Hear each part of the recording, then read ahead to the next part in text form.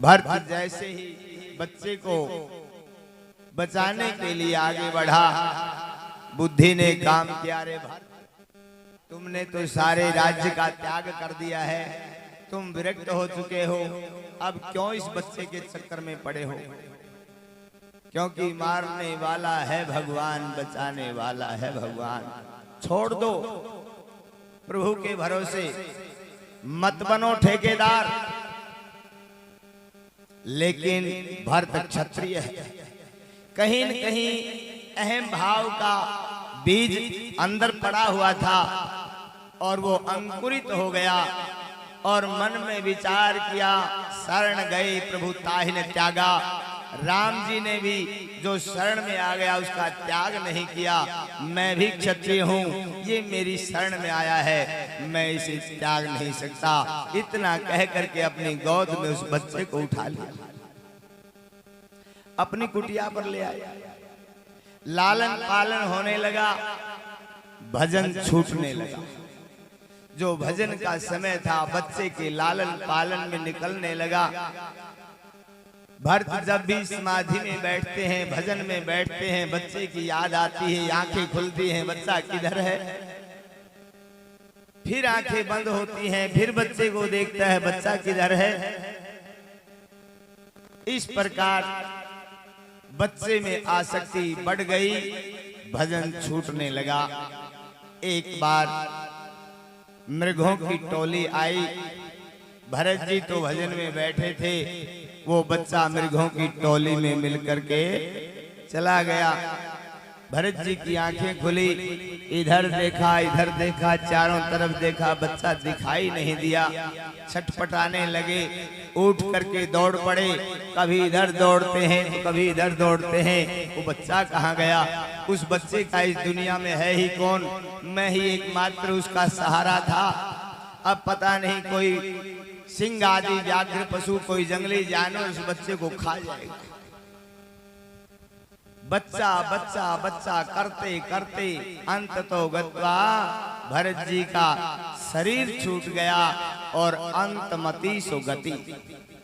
अंत में जिस चीज का ध्यान होगा अगला जन्म भी वही लेना पड़ेगा।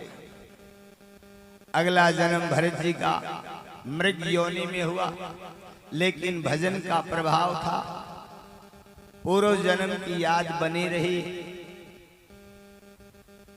मृग योनि जिस प्रकार से पूर्ण हुई, भगवान का भजन करते करते अगला जन्म अंगिरस गोत्र ब्राह्मण के घर में हुआ। अब भरत जी को पूर्व जन्म की यादाश्त बनी हुई थी, प्रभु कृपा थी।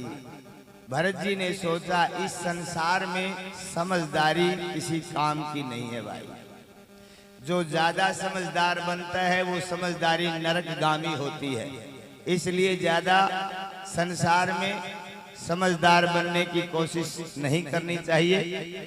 भरत जी ने फैसला किया, मैं मूर्ख बन करके रहूंगा, जड़ बन करके रहूंगा, न किसी से बोलना न कुछ करना। मानसिक भजन चलने लगा, किसी से कोई न बात करता है और न कोई कार्य करता है। धीरे धीरे भरत जी बड़े हुए। भरत जी के पिताजी ने सोचा ये तो बिल्कुल मूर्ख है, विद्या ग्रहण कर नहीं सकता। बहुत कोशिशें की कि चलो ब्राह्मण का बेटा है, एक गणेश जी का मंत्र भी सीख ले तो कम से कम तिलक करना आ जाए, मौली बांधनी आ जाए, हवन फेरे किसी के कराएगा तो उधर पूर्ति का काम चल जाएगा। लेकिन जड़ भरत ने तो बिल्कुल भी स्वीकार नहीं किया। माता पिता चल बसे, भाई भाभी किसकी होती है? भाइयों ने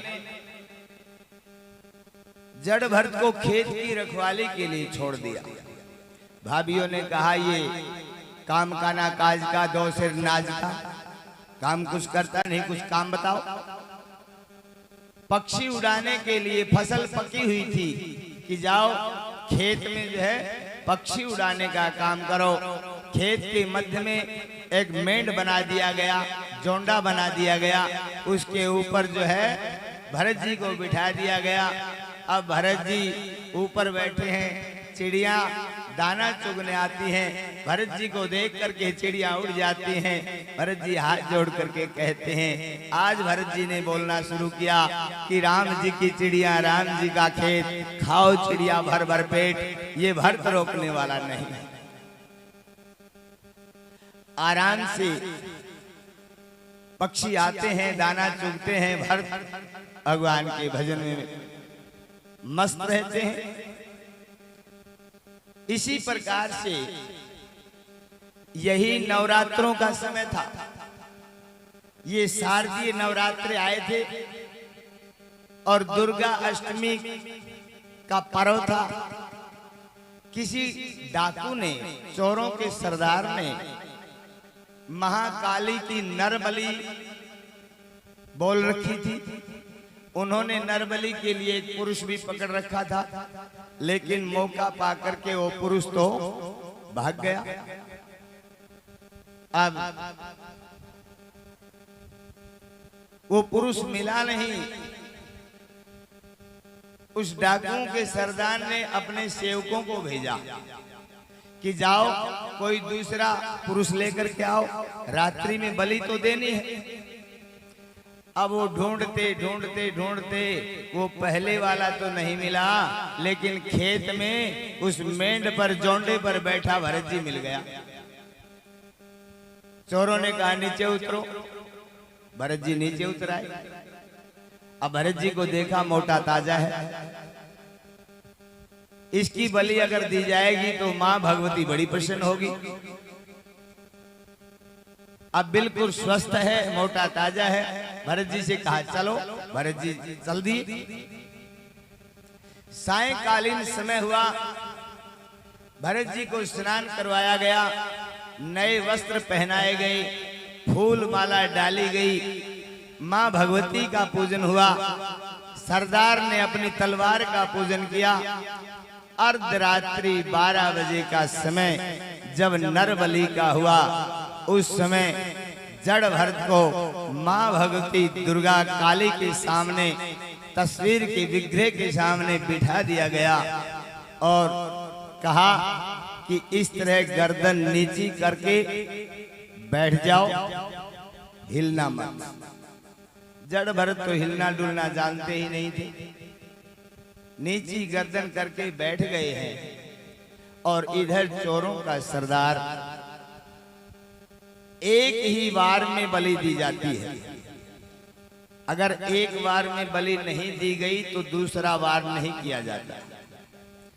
अब जड़ भरत बलि के लिए तैयार हैं और मां भगवती के चरणों में बैठे हैं। इधर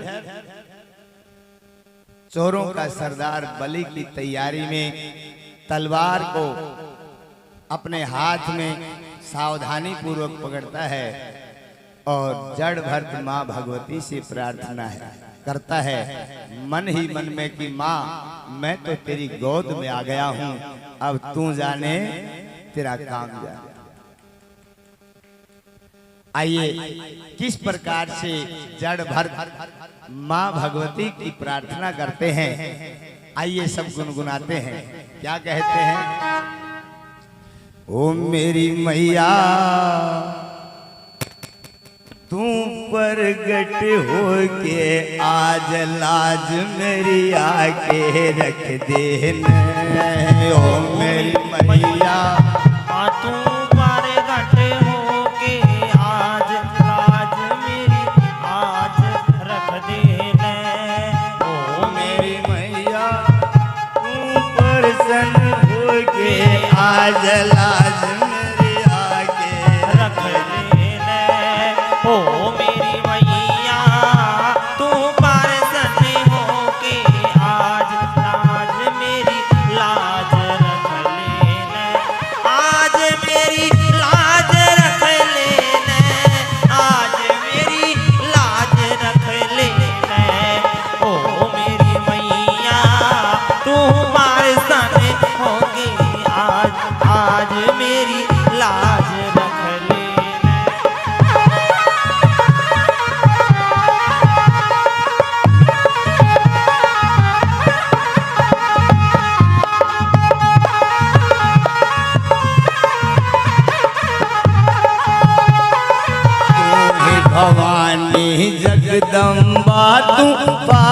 पार्वती कहलाती, ओ तू है भवानी जगदम्बा तू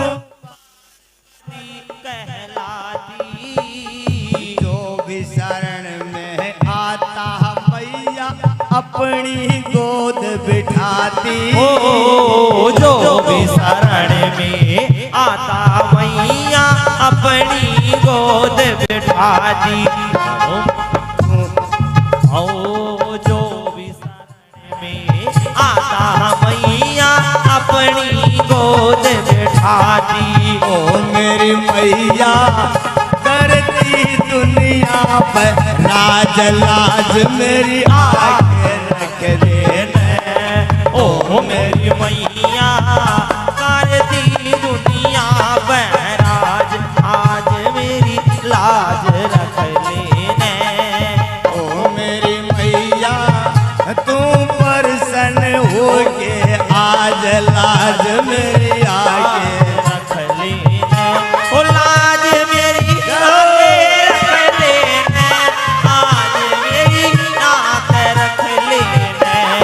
ओ मेरी मैया तू प्रसन्न हो के आज, आज मेरी लाज रख लेने।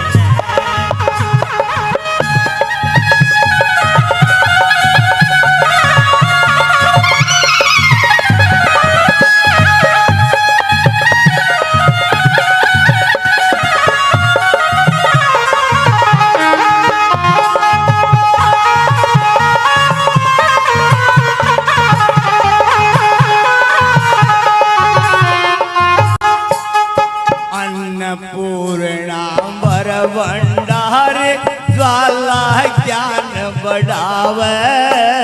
ओ अन्नपूर्णा वर भंडारे ज्वाला ज्ञान बढ़ावे। तन मन के सब ताप मिटा के जीवन सुखी बढ़ावे। ओ तन मन के सब ताप मिटा के जीवन सुखी बनावे। ओ मेरी मैया तू भक्तों की सिर ताज लाज मेरी आगे रख देना। ओ मेरी मैया तू भक्तों की सिर ताज, आज मेरी लाज रख लेने।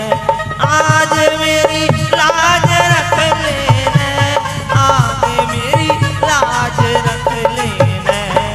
ओ मेरी मैया तेरी लाज लेने, आज, आज मेरी लाज रख लेने।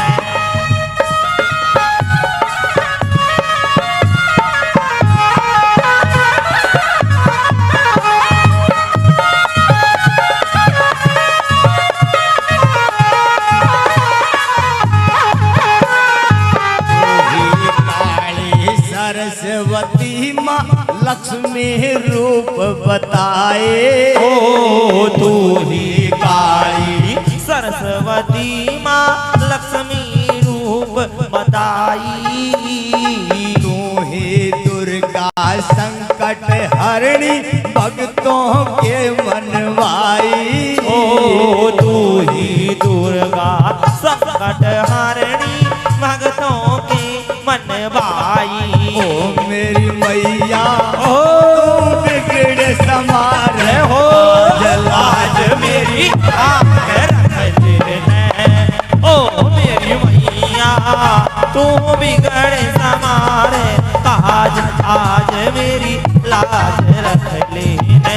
आज मेरी लाज रख लेने, आज मेरी लाज रख लेने। ओ मेरी मैया तू आज, आज मेरी लाज रख लेने।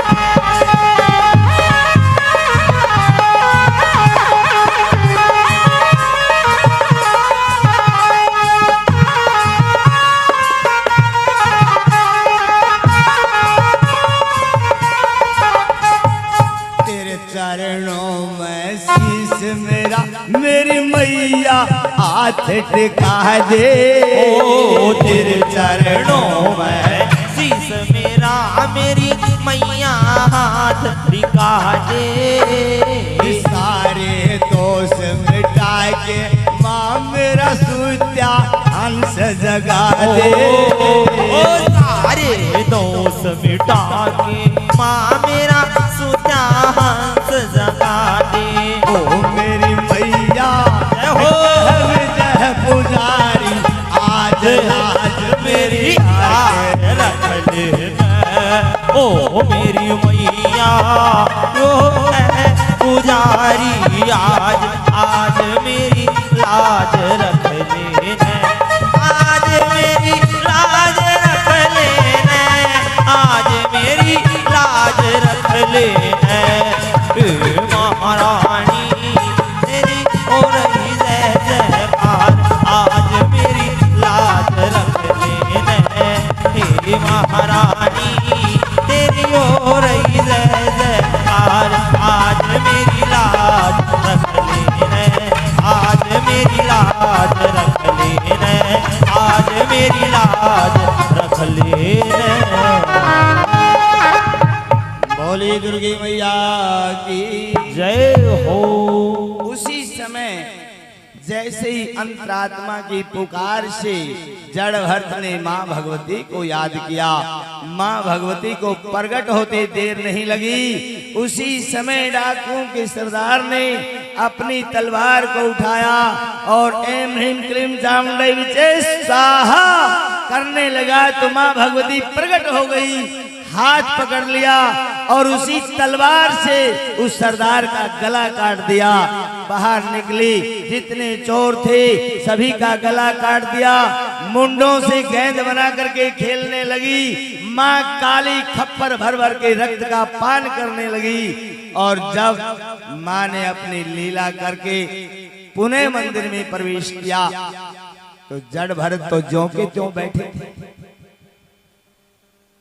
जड़ भरत की ये दशा देखी तो मां क्रोध में तो थी ही, जड़ भरत के बाल पकड़े, झटका दिया और कहा रे दुष्ट, मरने के लिए तुम्हें यही जगह मिली? अरे छोटे से छोटा पक्षी भी, पशु भी अपनी प्राण रक्षा के लिए छटपटाता है, कोशिश करता है, लेकिन तुमने अपनी प्राण रक्षा के लिए लेस मात्र कोई कोशिश नहीं की। जैसे ही मां ने ये शब्द कहे, जड़ भरत ने कहा मां मैं तो आपका बेटा हूं, अबोध हूं, और जो बेटा माँ की गोद में बैठ जाता है, माँ की गोद में होता है, उसकी रक्षा सुरक्षा का भार तो माँ के हाथों में होता है। बच्चे को कब भूख लगती है, कब ठंड लगती है, कब गर्मी लगती है, कब नहलाना है, कब सुलाना है, ये सारा कार्य तो माँ करती है। माँ भरत की ये सहज वाणी सुन करके माँ प्रसन्न हो गई। माँ ने आशीर्वाद दिया, कर कमलों से सहलाया, पीठ को थपथपाया, जा बेटा इसी तरह प्रभु का भजन कर और स्वतंत्र विचरण कर, मैं तुम्हें वरदान देती हूँ, आज के बाद तेरे जीवन में कोई कलेश नहीं आएगा।